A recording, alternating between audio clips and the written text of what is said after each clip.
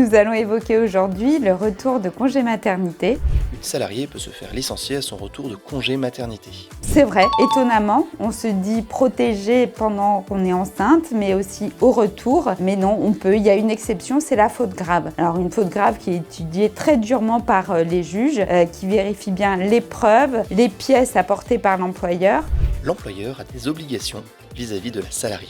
Oui, c'est vrai. Alors, on connaît l'entretien à l'issue du congé maternité, mais ça ne doit pas être simplement un petit entretien informel, il doit y avoir un écrit. Lors de cet entretien, 3 questions sont abordées. D'abord, la formation, l'impact sur la carrière du congé maternité et le dernier point, le salaire, pour qu'il n'y ait pas d'impact sur le salaire du fait du congé maternité. Lors de cet entretien, sont abordées également les missions, les fonctions occupées par le salarié. Alors, c'est quoi la différence? Les fonctions, c'est vraiment la base du contrat et les missions, c'est ce qui peut être fluctuant. On peut faire une facture, mais on peut aussi faire un devis. Là, il n'y a pas un changement majeur. Le terme emploi similaire signifie que la salariée retrouve exactement le même emploi. Alors, c'est faux. Étonnamment, en fait, le salarié ne va pas forcément retrouver un emploi identique.